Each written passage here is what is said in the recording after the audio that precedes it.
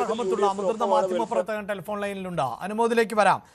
ശ്രീ റഹ്മത്തുള്ള, നേരത്തെ വെൽഫെയർ പാർട്ടിയുടെ general secretary KA Shafeeq ചില മാധ്യമങ്ങളോട് പ്രതികരിച്ചത് പ്രാദേശികമായി ഇടതു വലത് മുന്നണികളുമായി സഖ്യമുണ്ടാക്കാൻ നിർദ്ദേശം നൽകിയിരിക്കുന്നു എന്നുള്ളതാണ്. പക്ഷേ ഇപ്പോൾ നമുക്ക് മനസ്സിലാക്കാൻ സാധിക്കുന്നത് വെൽഫെയർ പാർട്ടി UDF-നോടൊപ്പം നിൽക്കുന്നു. പക്ഷേ അത് പരസ്യമായൊരു സഖ്യമല്ല, ഒരു ധാരണപ്പുറത്ത് കഴിഞ്ഞ ഉപതെരഞ്ഞെടുപ്പുകളിലടക്കം ഈ സഖ്യം എന്നത് വലിയ തോതിൽ ചർച്ച ചെയ്യപ്പെടുകയും അത് ഗുണം ചെയ്തില്ല എന്ന് കോൺഗ്രസിനടക്കം ചില നിരീക്ഷണങ്ങളും UDF-നും നിരീക്ഷണവുമുണ്ട്.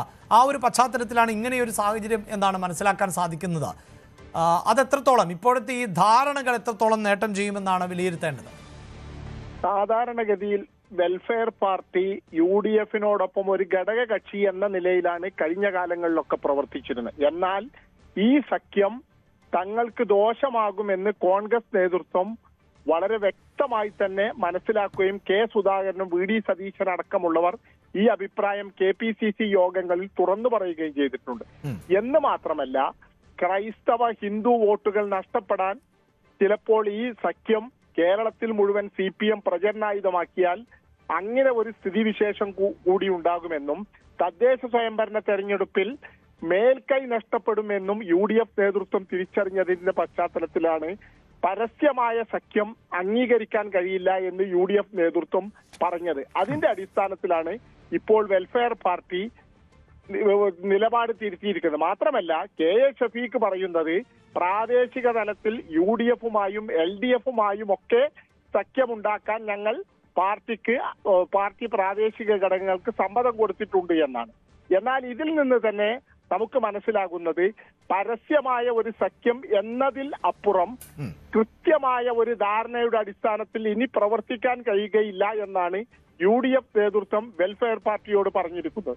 മാത്രമല്ല, നിയമസഭാ തെരഞ്ഞെടുപ്പിന്റെ സെമി ഫൈനലായ ഈ തദ്ദേശ സ്വയംഭരണ തെരഞ്ഞെടുപ്പിൽ വെൽഫെയർ പാർട്ടിയുടെ പിന്തുണ പരസ്യമായി സ്വീകരിക്കുന്നത് വരാനിരിക്കുന്ന നിയമസഭയിൽ ക്രൈസ്തവ ഹൈന്ദവ വോട്ടുകൾ നഷ്ടപ്പെടാൻ ഇടവരുത്തുമെന്ന കണക്കുകൂട്ടൽ കൂടി UDF-നുണ്ട്. ഭരണം ചുണ്ടിനും കപ്പിനും ഇടയിൽ നഷ്ടപ്പെടാനുള്ള ഒരു സാഹചര്യം ഒരു നിലയിലും സൃഷ്ടിക്കാൻ പാടില്ല എന്ന് കോൺഗ്രസ് നേതൃത്വവും UDF നേതൃത്വവും ലീഗും ഒക്കെ വളരെ കണിശമായ നിലപാടുകളാണ് സ്വീകരിച്ചുകൊണ്ടിരിക്കുന്നത്. കാരണം മൂന്നാം തവണയും ഭരണത്തിന് പുറത്തു നിൽക്കാൻ കോൺഗ്രസോ മുസ്ലിം ലീഗോ ആഗ്രഹിക്കുന്നില്ല. മാത്രമല്ല, ദേശീയ തലത്തിൽ തന്നെ അക്കാര്യം വലിയ തിരിച്ചടിയാകുമെന്ന് UDF നേതൃത്വം തിരിച്ചറിഞ്ഞതുകൊണ്ട് വെൽഫെയർ പാർട്ടിയെ പൂർണ്ണമായി അംഗീകരിച്ചുകൊണ്ട് ഒരു ഘടകകക്ഷിയെ പോലെ പ്രവർത്തിക്കാൻ അനുവദിക്കുന്നതും അങ്ങനെ ഒരു ധാരണ വരുന്നതും എന്തുകൊണ്ടും നഷ്ടമാകും എന്ന് തിരിച്ചറിഞ്ഞതുകൊണ്ടാണ് ഈ നിലപാട് UDF നേതൃത്വം സ്വീകരിച്ചിരിക്കുന്നത്. വളരെ നന്ദി ശ്രീ KP റഹ്മത്തുള്ള. തദ്ദേശ തെരഞ്ഞെടുപ്പാണ്, പ്രാദേശിക വിഷയങ്ങളാണ് പ്രധാനമായും ചർച്ച ചെയ്യപ്പെടുക. അവിടെ സഖ്യം എന്നതിനൊക്കെ അപ്പുറത്ത് സ്ഥാനാർത്ഥിയുടെ വ്യക്തിപ്രഭാവം ഉൾപ്പെടെയൊക്കെ നിർണായകമാകുന്ന ഒരു സാഹചര്യമാണുള്ളത്. പക്ഷേ രാഷ്ട്രീയമായി ഈ വിഷയത്തെ അഭിസംബോധന ചെയ്യേണ്ടതായി വരുമ്പോൾ കോൺഗ്രസിന് വിഷയങ്ങളിൽ മറുപടി നൽകേണ്ടതായി വരും, UDF-ന് മറുപടി നൽകേണ്ടതായി വരും. അതുകൊണ്ടാണ് വെൽഫെയർ പാർട്ടിയുമായി ഒരു സഖ്യത്തിനില്ല, മറിച്ച് ധാരണയിൽ മുന്നോട്ട് പോകാമെന്ന തീരുമാനത്തിലേക്ക് എത്തിയിട്ടുള്ളത് എന്നാണ് CB അനുമോദ് റിപ്പോർട്ട് ചെയ്യുന്നത്.